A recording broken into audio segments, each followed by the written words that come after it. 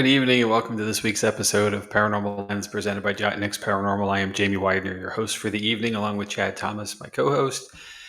Mr. Thomas, sir, how are you? I'm good, Jamie. How are you? I don't know. I thought today was Monday all day, and I was very pleasantly surprised to find it was Tuesday. You gotta love holiday weeks, right? Short week, but 4 days to do 5 days worth of stuff. So it was Well, I've nice to got, have it off, and obviously Memorial Day is a very important day to Mhm. celebrate those who we've lost along the way, in the service of our country. So, Yeah. um, but it's still and it's a very serious thing. So I appreciate having the day and wish we didn't have to have it actually, but Yeah. here we are. But How about you? What was your weekend like? weekend was uneventful. Actually, I had more time than that off. The only day I worked last week was Wednesday, Oh so wow, so I had a nice break. After the push we had, it was really nice to get a little bit of a break like that. Spent some time at my dad's. We actually had a family get together for my uncle who had passed away a couple months ago in the middle of winter. It was just nice to get together and see family, some that I'd never met, and see his friends, and nice picnic in a park, and just to celebrate that. And it was just a nice thing to spend some more time with my dad, my brother and sister, and yeah, right, yeah. very cool. Then Did you guys it's swap stories for your upcoming episode? No, All no, no. Yeah, I've got that list pretty. right, It's a pretty established list. all right, all So, right.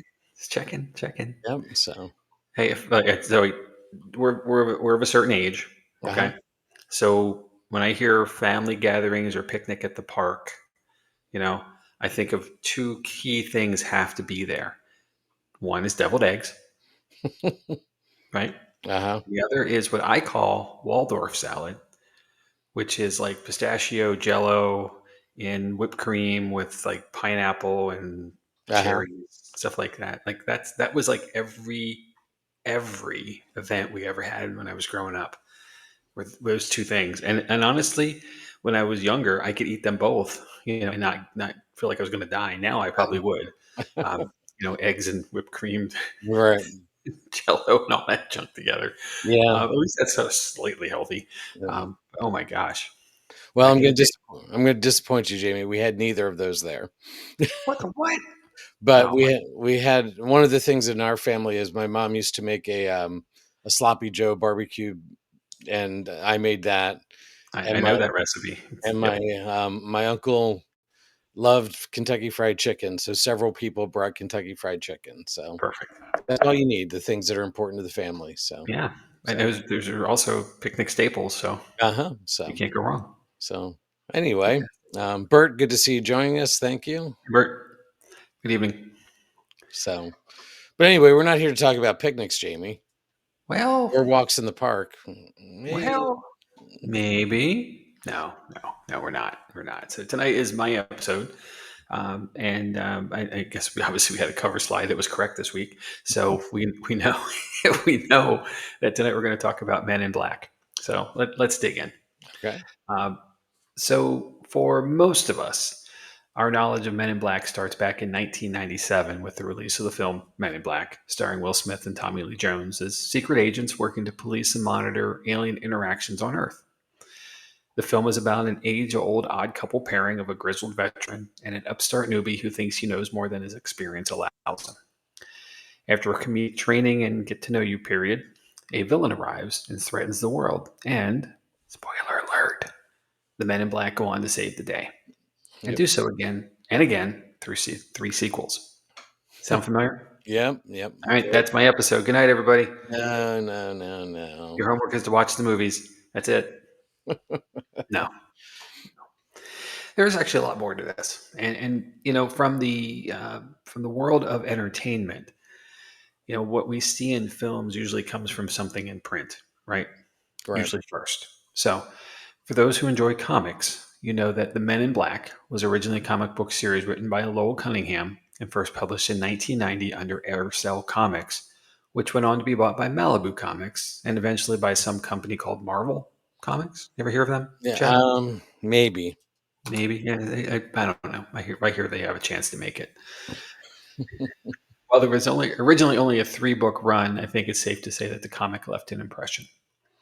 Here's the plot from the original comic series. The Men in Black is an international agency which oversees and investigates both good and evil paranormal activity on Earth, including alien life, demons, mutants, zombies, werewolves, vampires, legendary creatures, and other paranormal beings. In order to keep their investigation secret, much of the global population are unaware of their activities and are liable to be neutralized to blank their memory of any interaction with the agents or the phenomenon connected to them. That sounds familiar, right? From the movies? Yep. Hmm. Okay. Notable members include Z, K, J, and X.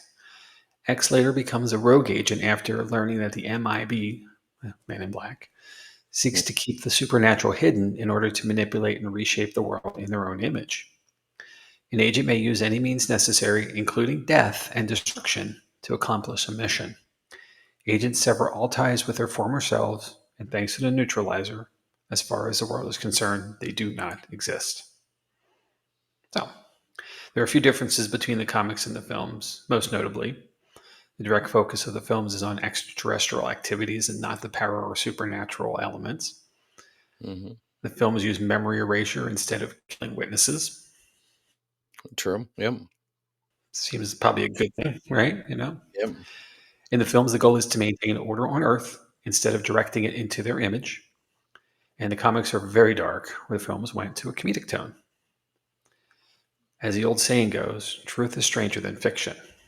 Let's see if that's the case with Men in Black. Let's dig in a little deeper. Okay. Wow. Oh, and I see Heather's here. Good evening, Heather. Yeah, no deviled eggs, right? I know. Un-American. Or is it? I don't know. Where are deviled eggs from, by the way? No, that's a side project. All right.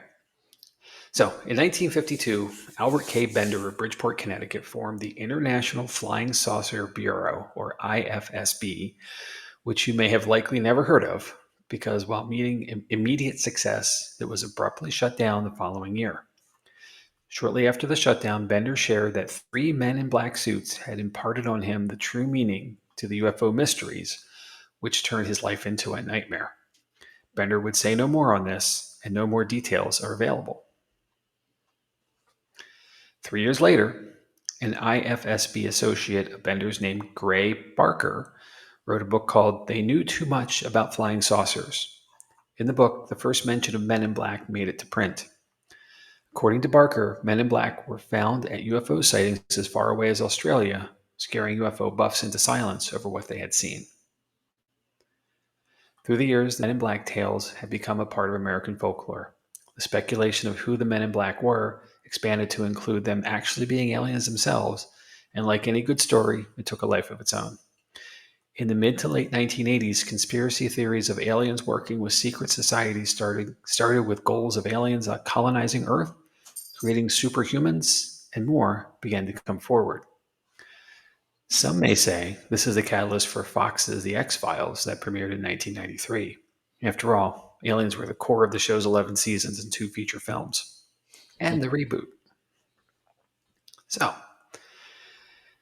I thought I'd step back here a second. And, one of the things that's prominent with Men in Black is UFOs, right? At least the way we know them in the current mainstream. So, considering all of this started with UFO sightings, I was curious to see how UFO sightings are officially investigated and verified. And I found this happens through a combination of eyewitness reports, radar data, video or photographic evidence, and in some cases, physical traces left at the sighting location. Investigations may involve government or military officials, aviation experts, and ufologists. Credible sightings often undergo rigorous scrutiny to rule out conventional explanations such as aircraft, weather phenomena, or celestial objects. Just for some reference, here are some of the most documented and generally considered legitimate UFO sightings in recent history. The Hudson Valley UFO wave. Between 1982 and 1986, around 5,000 eyewitnesses reported seeing V-shaped UFOs with multicolored lights flying near the Hudson Valley, just 1 hour north of New York City. The first sighting was made on New Year's Eve in 1982 by a retired police officer in Kent, New York. The former officer initially thought he was observing an airplane. When the craft passed above his home, he realized it was moving far too slowly and quietly to be an airplane. While most of the eyewitnesses described a slow moving V shaped UFO, other reports said the object appeared to be circular and capable of moving at fantastic speeds or disappearing altogether. During one sighting, the UFO hovered about 30 feet above the Indian Point nuclear plant. The security supervisor was considering shooting the craft down before it disappeared from sight. Despite eyewitness reports and photographic evidence, the phenomenon was never properly explained. The next, Shag Harbor UFO incident. The Shag Harbor UFO is Canada's equivalent of the Roswell UFO in the United States. On October 4th, 1967, an unknown object crashed into the water near a tiny fishing village of Shag Harbor, Nova Scotia. At least 11 people watched the object as it headed towards the harbor. Multiple witnesses heard a whistling sound and a loud bang as it crashed into the water. Shortly afterwards, Laurie Wickens and four of his friends, contacted the Royal Canadian Mounted Police after they spotted a large object floating in the Atlantic Ocean about 1,000 feet from shore. The RCMP and Royal Canadian Navy and the Royal Canadian Air Force became involved in an unsuccessful recovery attempt. The investigation revealed that all commercial, private, and military aircraft along the eastern seaboard were accounted for. The Navy combed the seafloor of the Gulf of Maine but found no trace of the object. The next, Westfall UFO.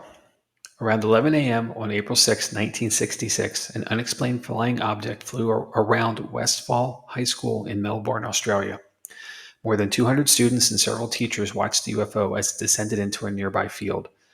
Eyewitnesses watched the craft hovering around the school for approximately 20 minutes. The craft was described as being a gray saucer-shaped object that was about twice the size of a family car. So it's a roomy version. Yeah. There were no commercial, private, or Royal Australian Air Force planes in the area at that time. It was suggested that a weather balloon may have been responsible for the confusion, but eyewitnesses quickly dismissed that explanation. The Australian Skeptics, which is a group, suggested that the object was experimental military aircraft similar to the nylon target drones that were towed by RAAF planes at the time. But the Air Force reported that they were not in the airspace at the time of the incident. Next is Anchorage, Alaska. And Chad, I'm going to turn your Wayback Machine onto this one. Let's go back to our Alaskan Triangle episode. This may sound a little familiar. Okay. On November 18th, 1986, a Japanese Boeing 747 cargo aircraft was followed for nearly an hour by an unidentified flying object. The crew witnessed two objects while flying over eastern Alaska. As the objects got closer to the plane, the cabin was lit up and filled with a strange heat. As those two objects flew away, a much larger disc-shaped craft emerged from the darkness and started to follow the 747. Captain Terachi contacted Anchorage Air Traffic Control and requested a change of course. The UFO followed the plane despite any of the captain's maneuvers. All of the data, including the ground radar that captured the unidentified craft, was collected and presented at a meeting with the FBI and the CIA. After reviewing all of the material, the government officials decided this was the first radar recording of a UFO. However, they insisted their meeting never took place. This one's a domestic one as well. Chicago O'Hare International Airport. This is fairly recent. On November 7, 2006, a metallic silver-shaped craft was seen hovering over the O'Hare International Airport in Chicago. John Hilkovich from the Chicago Tribune reportedly said, the disk was visible for approximately 2 minutes and was seen by close to a dozen United Airlines employees, ranging from pilots to supervisors. The object apparently shot straight up and carved a visible circular hole through the clouds. The Federal Aviation Administration initially claimed that they didn't have any information about the sighting. The Chicago Tribune then filed a Freedom of Information Act request, which uncovered recorded conversations concerning the UFO. The FAA suggested that the sighting was the result of a weather phenomenon called a hole punch cloud, but the temperatures that day make this explanation impossible. Then the FAA said that the airport lights were responsible for the sighting, but the lights hadn't been turned on yet. A proper investigation was never conducted. Next, the Alderney UFO sighting. Captain Ray Bowyer was flying a routine 45-minute flight from Southampton, England on December 23, 2007, when he and his passengers saw two UFOs as they approached Aldermere. The Jersey Airport radar control recorded the two large yellow cigar-shaped objects for over 55 minutes. Another pilot flying a plane near Sark also confirmed the presence and location of these mysterious crafts. BBC Radio Guernsey also reported that visitors at the hotel in Sark had noticed and inquired about the bright yellow objects in the sky. During an address to the UN's National Press Club on November 12, 2007, Captain Bowyer said, "The British Civil Aviation Authority knew within 20 minutes of the sighting what was seen, as described in a flight log, and faxed directly to the relevant CAA office. Despite the pilot's openness about the incident, the cooperation of the military, and countless eyewitness reports from passengers and people on the ground, the incident remains a complete mystery." Hmm. Staying in Europe. The Belgian UFO wave. I like how these things have waves. You know? Yeah. So, between November of 1989 and April of 1990, thousands of people reportedly witnessed triangular UFOs flying over various parts of Belgium. On multiple occasions, the Belgian officials even tracked these objects using radar. During the evening of March 30, 1990, an estimated 13,500 people watched as the UFOs were chased by two F-16s. Over the course of an hour, the two F-16s made 9 attempts to intercept the UFOs and were able to make a radar lock with their targets. During one of the radar locks, the UFO accelerated from 150 miles an hour to over 1,100 miles per hour, while changing altitude from 9,000 feet to 5,000 feet in a matter of seconds. After his retirement, Major General Winifred de Brouwer wrote in a statement that the Belgian UFO wave was exceptional, and the Air Force could not identify the nature, origin, and intentions of the reported phenomena. The Belgian objects still have never been explained. The next, there's only a few left. Okay. The Cash Landrum incident. On December 29th, 1980, Betty Cash, Vicki Landrum, and Colby Landrum saw 23 unidentified helicopters surrounding a huge diamond-shaped object that was hovering above the trees. The object emitted such tremendous heat that the outside of the car was painful to touch, and a handprint was seared on the softened vinyl interior. A Dayton police officer, Detective Lamar Walker, and his wife also claimed to have seen helicopters near the same area. After the incident, the group suffered from vomiting, diarrhea, and terrible burning sensations. Betty Cash developed painful blisters on her skin, lost clumps of hair, and was unable to walk. A radiologist examined the group and concluded that they were all suffering from secondary damage from ionizing radiation. They sued the U.S. government for $20 million, but the case was dismissed in 1986. Some people still believe that the government covered up its involvement in the incident. And Chad, here's one I know you know. The Rendlesham Forest incident. Mm-hmm. Previous episode. The UFO was observed on December 26, 1980, in England's Rendlesham Forest near the Royal Air Force Station at Woodbridge. After witnessing some unexplained lights, several Air Force personnel, including Lieutenant Colonel Charles I. Halt, decided to head into the woods to get a closer look. They were expecting to find a plane crash. Instead, according to Halt's memo, they saw a glowing metallic object that moved at a phenomenal speed through the forest. The next day, servicemen returned to the site and found triangular-shaped impressions on the ground, broken branches on the trees, and radiation readings that were 10 times the normal background level. In 2010, retired Lieutenant Halt signed a notarized affidavit that summarized the incident and accused the U.S. and England of a cover-up. While some believe it was a hoax or a fallen Soviet satellite, others think this was a legitimate UFO sighting. And finally, the Phoenix Lights. A huge V-shaped UFO reportedly passed over Phoenix around 8:15 p.m. on the evening of March 13, 1997. The object was described as having 5 spherical lights and was large enough to block out the stars as it flew overhead. People from various locations across Arizona, including Phoenix, reported seeing the V-shaped UFO moving silently across the sky. Around 10 p.m. that evening, the U.S. Air Force dropped slow-falling military-grade flares into the sky. The media captured video of the military exercise, believing it was connected to the UFO sightings. Some people think that the military deliberately filled the sky with lights to discredit the UFO sightings made earlier in the evening. Hmm. Former Arizona Governor Fife Symington III later said, "I can definitely say that this craft did not resemble any man-made object I'd ever seen. And it was certainly not high altitude flares because flares don't fly in formation." So, saying a lot of that to say, given the advancements in camera and video technology to capture perceived UFO activity and the speed at which we can upload content to the internet, I would bet that Men in Black have had a hard time keeping up with all of this. This may explain why we have seen such a sharp increase in the volume of sightings, and even why the US government is now willing to share its own collection of sightings over the last few years. So, what could this be? Let's take a look at the government's early involvement with UFOs. And I want to point out that most of this is done through the United States Air Force, which was officially formed in 1947, where most of the documented records begin. Mm-hmm.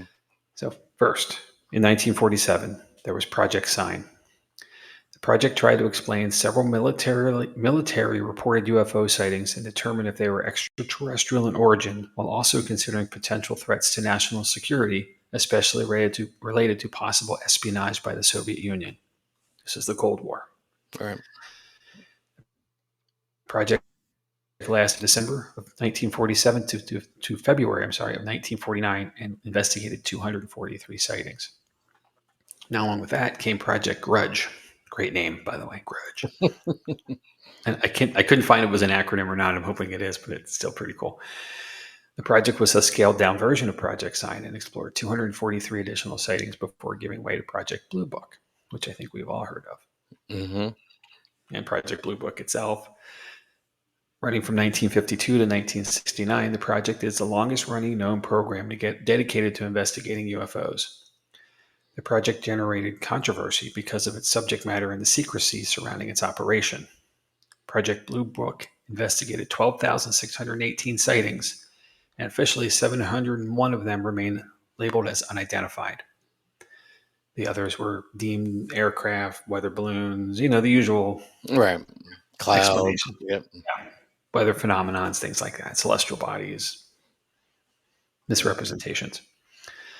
Officially, no physical evidence of extraterrestrial origin was collected during this project. And the entire project was declassified in 1976, along with Project Sign and Project Grudge, and can be found at the National Archives building in Washington, D.C. for viewing. So, while the government may have had a genuine interest in UFOs, they also had a direct hand in propagating the aura and mystique around them. During my research, I came across a very interesting documentary called Mirage Men from 2013 that presents evidence, including the admission from an Air Force Office of Special Investigation officer, that the U.S. government intentionally spread information about UFO sightings and activities to deflect attention away from classified military projects in at least the 1980s and 1990s. A simple explanation for this would be that even though the stories were always a weather balloon, a real aircraft, some celestial body, or a natural phenomenon, many times people actually saw military test flights and launches. By keeping tabs on the various UFO organizations, the government would control the narrative around these activities and know the players involved to keep out foreign operatives seeking to infiltrate the same groups hoping to capture our top secret military information. Right. So think about that for a second. So to kind of wrap up, to me, the possibility of Men in Black being real is just a bit out of my ability to find plausible. I find it hard to accept that some mysterious shadow agency with otherworldly equipment and weapons far beyond their abilities to create are out there covering up US UFO sightings and encounters. I believe the Men in Black are a well orchestrated tale that has grown from an effort of deception into a folklore that will be with us for a very, very long time. Also, I highly recommend watching the documentary Mirage Men to form your own opinion. It's available on Amazon Prime and has just an hour and 27-minute runtime. It's pretty easy to digest. Okay. So let's cite some sources and discuss. So iflscience.com, howstuffworks.com /space/aliens-UFOs, Britannica.com/topic/Project Blue Book, reference number 1329386, TheGuardian.com, and the Mirage Men documentary. Chad, I've said a lot of stuff in a short amount of time, right? Uh-huh. So, and it's, to me, I'll start this. So, to me, I really believe Men in Black, while entertaining films and a really dark comic series, is really just a bit of folklore that we have allowed to expand and grow. And, and knowing that the government's on the back end in a lot of ways, it certainly doesn't seem strange that they would come to investigate, especially when they wanted to have a hand in controlling the narrative. And I think Right. that's the important part of this. Part of it is intimidation. A bunch of dudes showing up in suits. They are official looking. They're not answering questions. They're just trying to control again the narrative.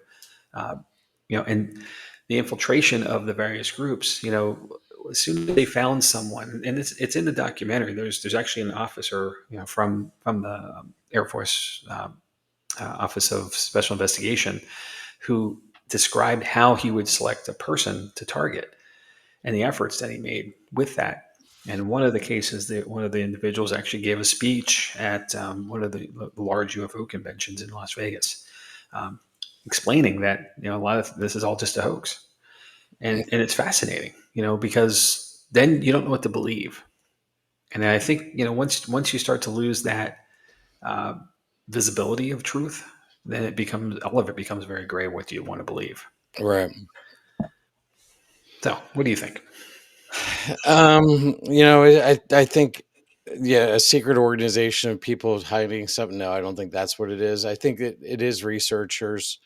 Because when we talked about the Rendlesham Forest incident, I don't know if you remember or not, but there were two men who showed up in suits Yep. who did investigate, ask a lot of questions. They went to the forest workers who were in the area and asked questions and all that. So there are, I think there's researchers out there. Um, one term that you used I had never heard of, which was hole punch clouds. Yeah. And I just pulled this up real quick. It looks more like ghosts than flying saucers to me. It sure does. So, but it's a phenomenon where things cool and water droplets have either fallen out of the sky, or so you get these holes where there's like super cooling that's happening, or something along those lines. But it is a weather phenomenon, so it's pretty cool. But I googled that too because I had no idea what it was. so yeah, but interesting. But is there a secret organization? I think it's folklore. I think it's stories. I think it's media. It makes a great story, makes a great movie, but realistically, I don't think so.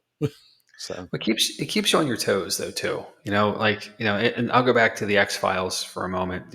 What's the tagline from the X Files? the truth is out there, or The other one. There's two. Sorry, that is correct. Not challenging that, but what's the other one? Trust no one. trust no one. Right. Yep. So this is that deception factor. And again, that's fiction, and I'm not trying to put it into to be reality at all. But Right. in the same way, there is the idea that if the government is presenting something, and there is a case of a gentleman in the Albuquerque area who lived really close to Kirkland Air Force Base, which is in the south side of town. So he lived down at the bottom of one of the mountains, and he had an overview of the base. And he Hmm. would set up cameras, and of curiosity, he would set up cameras. He was a ham radio operator. He caught radio signals, but he was seeing strange lights, and then he would take it to the base and report it. And that's how the Air Force became aware of him. And this is documented in Mirage Men, so you can see all of this. The government then assigned an operative to work with him to give him just enough information to think what he's seeing is something alien, versus the fact that they were actually test flights and other launches of equipment and training materials and things that we were doing. Right. This is in the era of the 880s 90s when like stealth bombers were coming out.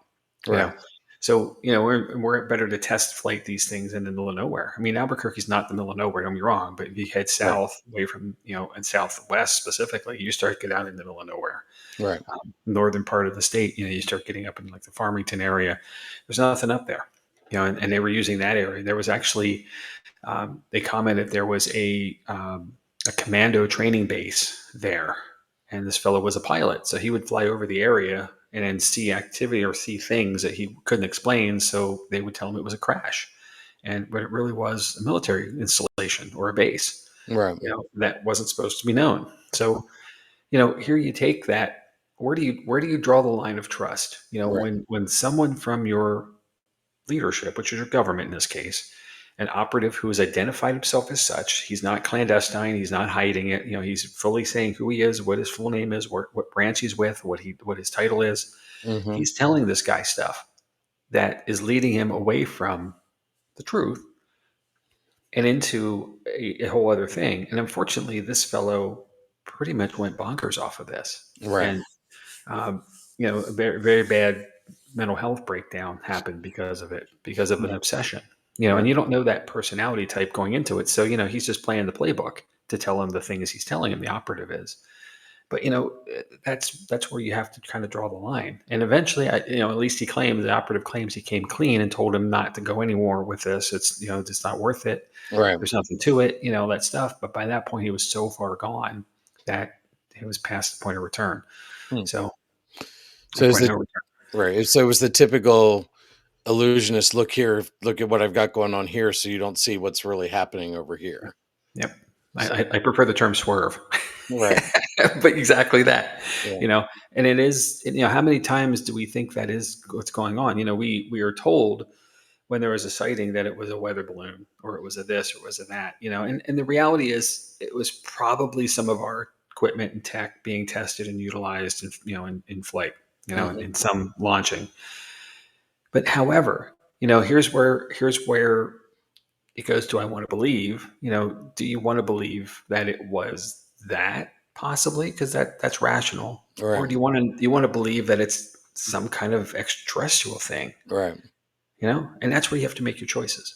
Hmm. And there are a lot of groups out there. There's a whole lot of organizations that are dedicated to the skies, and the things Right. that come from it. And it's a huge network around the world. So obviously I think a lot of people want to go that route. And I don't blame them. Uh-huh. It's fascinating. But the reality is more times than not, what we're experiencing is terrestrial. It's our own stuff. Hmm. Well, there are some beliefs that that's about to change, Jamie. Um, Not that I don't want to call my dad listens to some things. I've also watched some things on YouTube and the TikToks and all those. There's people who believe that in 2025 the aliens are going to reveal themselves to humanity, and they're here for a purpose, and they're not sharing what that purpose is, but they have decided that now is the time to reveal themselves. So Okay.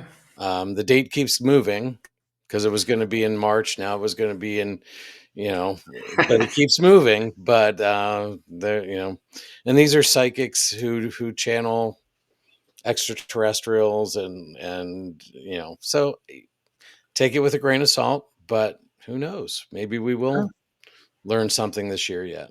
So. Absolutely. Well, hey, look, we are as a culture, we are truly fascinated by this, Hmm. the contact part of it. There are how many books, movies, shows. I mean, there's a ton of media presentation, regardless of what outlet you like, Uh-huh. about it. So our minds have always been there. I fear that the reality is going to be uniquely different than the presentations we've seen. And Correct. that's Yeah. that's the challenge of this. What is that going to be? It may be more like the bad guys from Independence Day than it would be like ET. Right. So um, or the Vulcans from Star Trek or something. Right. who come and like give us all kinds of cool stuff. Mhm. It doesn't. It's likely not to be good, and at least not right away. And like anything else, when Europeans came to the Americas, the first thing they brought with them, besides a an overlording mentality, was also a lot of disease and illnesses that weren't, the natives weren't able to overcome because Right. they had no immunity. So who Right. knows what that could look like for us? That could be And catastrophic. foods that they couldn't eat because they just Yep. things that they weren't ready for. Yep. Absolutely. So who's to say what's going to happen then, if it happens? But Hmm. maybe it's a win. I mean, it's hard to believe with all the all that's out there beyond us that we're the only ones. I find that hard to believe. Hmm. Now, I'm not saying there are little green men running around somewhere, but maybe the little blue men instead, Who knows? like Smurfs, but cooler. Right. So, oh, yeah. Well, sorry, Bert. That figure, that Bert's comment for those listening, that figures. As soon as Heather and I get all set for retirement, aliens. So, and Bert had a comment earlier, Jamie. Maybe the shadow figures are actually men in black. Ah, maybe, Uh-huh. maybe. That's And entirely our possible. friend Chris Mendez joined in for a Hey, little Chris. while. So um, What's I, up to you, sir? I forget. Dad was watching one of those shows about space and things yesterday, and one of the things that they talked about was, we've beamed a signal out to somewhere, and it was, it's going to catch up to one of the spacecraft that we've launched eventually, and then it's going to continue on to infinity. And it's like, well, Right, how do we know it's going to continue on to infinity?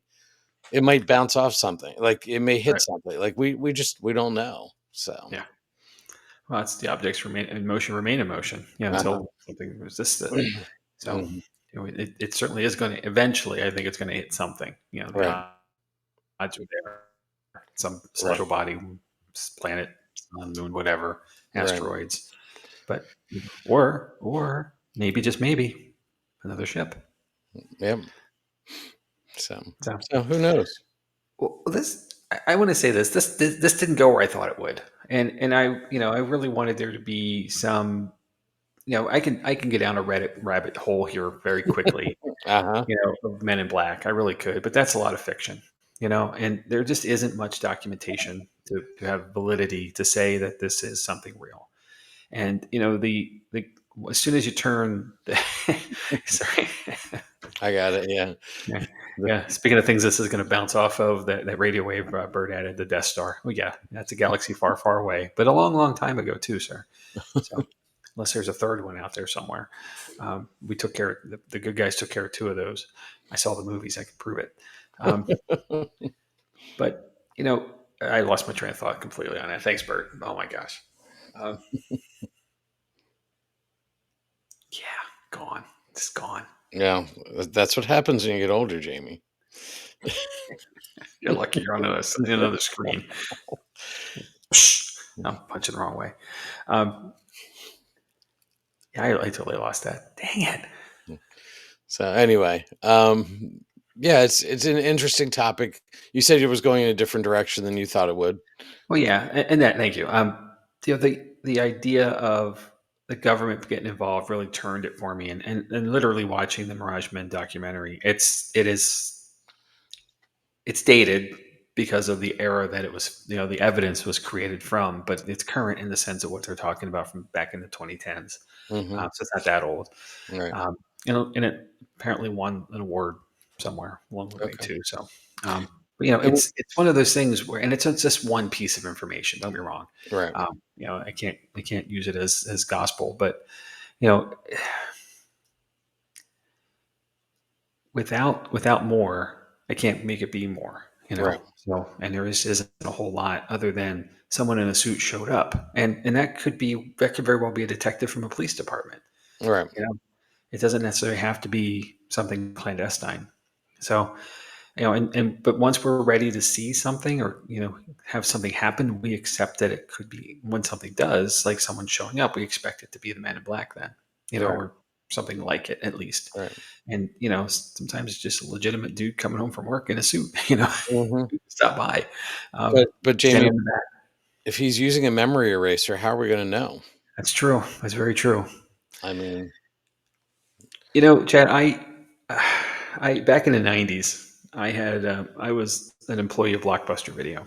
Remember them? yep. Yeah, yeah. Everybody knows, right? Anybody of an age knows this.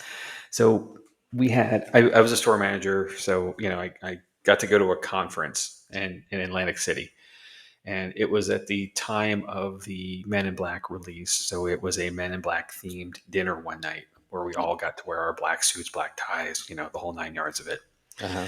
and sunglasses, Ray Bans, Yep. whatever.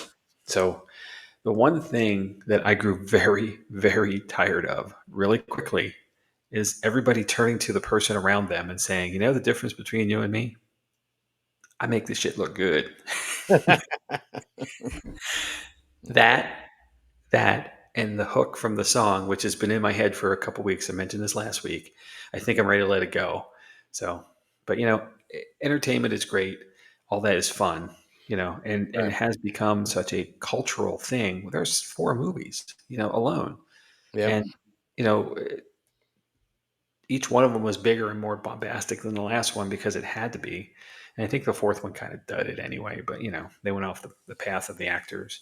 Mm-hmm. But I really can tell you this. I appreciate the third one because Josh Brolin played a very young Tommy Lee Jones and nailed it as All right. an upcoming agent and had to go back in time. So I really recommend go back and watch them all. They're fun. It's great summer afternoon, rainy Sunday, kind of thing in the summer kind of deal. So, Yep. but that's it. That's where it ends. It's Okay. entertainment. It's Mhm. it's fiction. It's Yep. it's folklore. It's just there's just not enough truth here to just. I can't say it's paranormal. I can't say it's even a reality. Right. And I'll stand on that. Yep. And we'll see how much we do start seeing more things now that, like you said, cell phone videos and things like that. And see how much deception, like if something is recorded that we see, Mhm. are we going to see some attempted deception?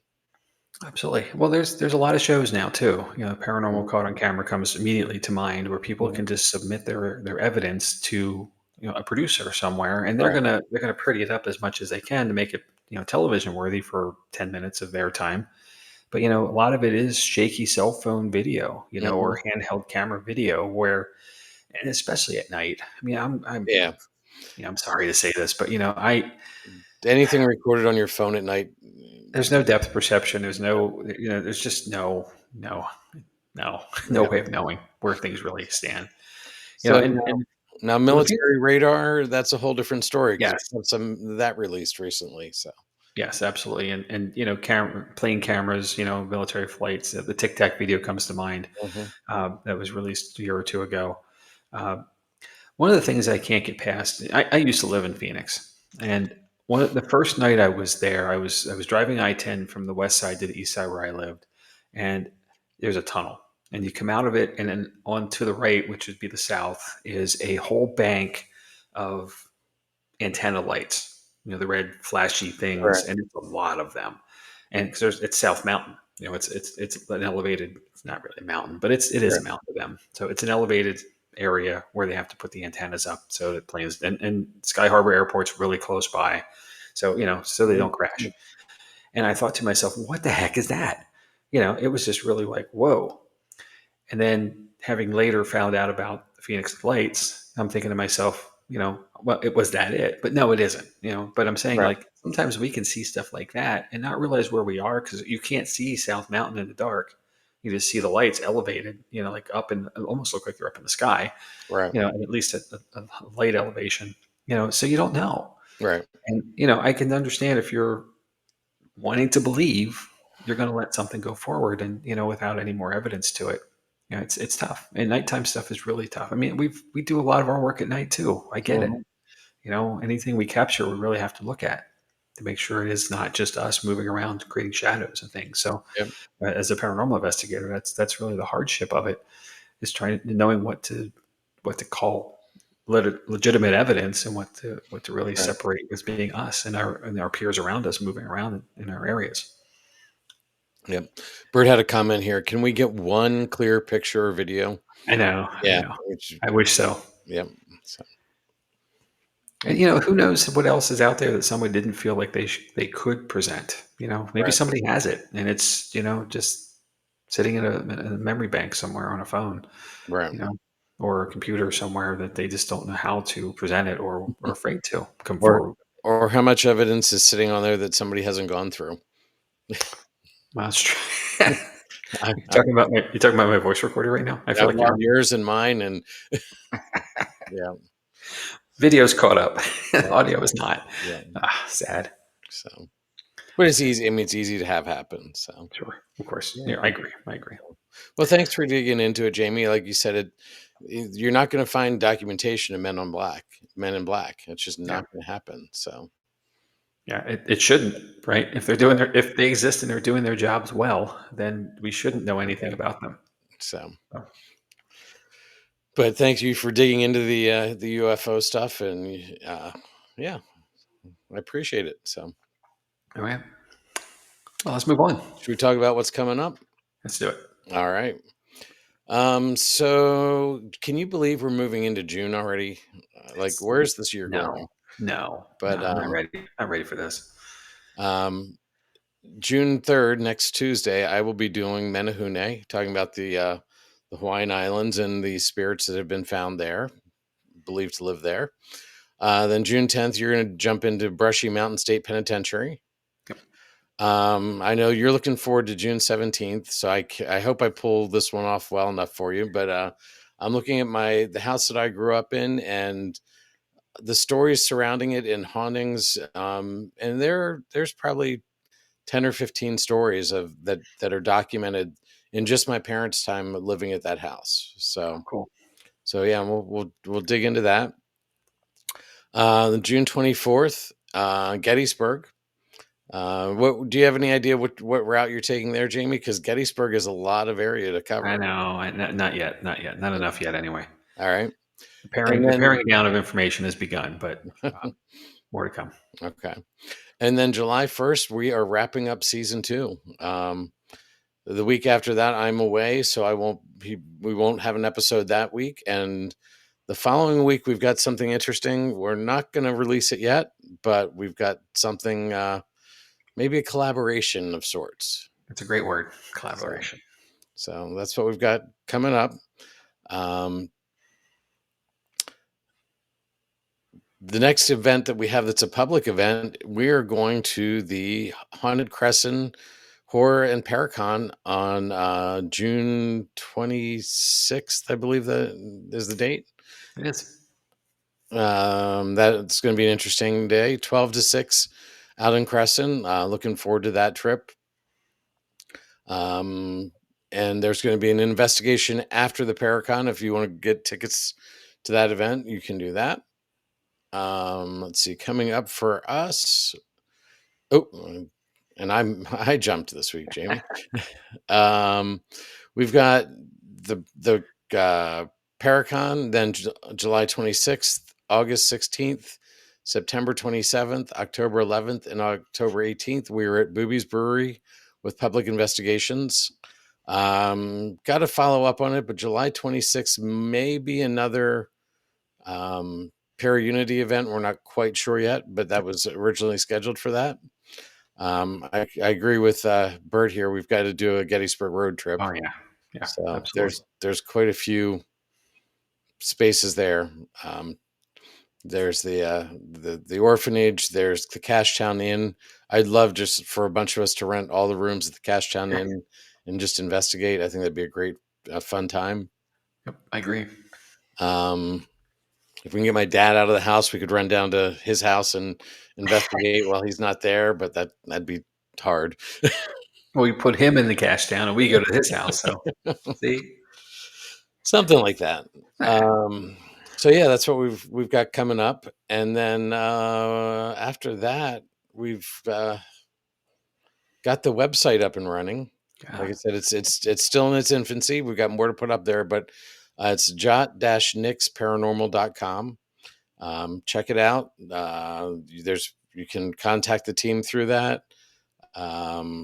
If you need a residential, we're even going to be able to set that up through there. If you need us to come out and check out a property, there'll be information, and then somebody can get back in touch with you. As always, our Facebook, you found us here or on YouTube. We've got TikTok and Instagram. And drop us a line at paranormallenspodcast@gmail.com. Let us know what we're doing right, what we're doing wrong, what you want to hear. As Jamie says, we are self-programmed. We can pull things and add things. if there's something you want to hear, let us know. Does that mean Maggie wants to see something? I heard her in the background Maybe there. she's she tried to join in earlier. So, Yeah. and Bert says Cash Town plan sounds doable. All right. So, A home maybe game, more or maybe less. in the fall, you know. Yeah. So Oh, that's a good idea. nice crisp fall evening out of the Cash Town Inn. Yeah. I like it. All So right. all right, Jamie. Any other final thoughts? No, no, I'm good. I'm looking forward to Menahune next week. That sounds like a really fun episode, and the listener submission as well. I might note that. So it's again proof that we certainly are willing and able to hop into a topic that you as a listener submit to us or present to us. Always happy to do so, and more we know, the more we do, the more we know, and it expands us as well. So we're happy to. Hmm. Please let us know. I think you put out a request over the last two episodes now. Like, as we get up to the season two wrap up episode, to start getting some feedback from folks about the episodes they enjoyed the most this year, the season. Right. So yeah, obviously that's slowly collecting, but we certainly are still looking for some more submissions there. Just let us know what you think. Maybe your top five or top three even episodes. Yep. I could say your top 50, because that'd be like all of them. That's cool too, right? Uh, yeah. In no particular order. Um, it's as you asked me last week, what are my favorites? I'm like, I like them all. So it's gonna be Right. tough. But yeah, it's the same assignment that you gave me as to you as well. Start planning out your top five, and we'll discuss as we get closer to that Yep. in that episode. So Sounds looking good. forward to your feedback, folks. So thank you so much for joining us. This is obviously much more fun when folks come along. So we're happy to have you. And we're looking forward to wrapping up season two and jumping into season three shortly. So keep an eye, more to come. All right. Well, on that note, Jamie, I think it's time to say goodnight. We will see everybody next Tuesday. If you catch us normally on the podcast, jump in on a Tuesday night. Join us 9 p.m. Eastern Standard Time, and or I guess we're Eastern Daylight Time right now, whatever it is, Yeah, but correct. Eastern Time. Join us 9 p.m. Tuesday nights on Facebook or YouTube. All right. See y'all soon. Have All a right. great Have a week. great week, everybody. Good night.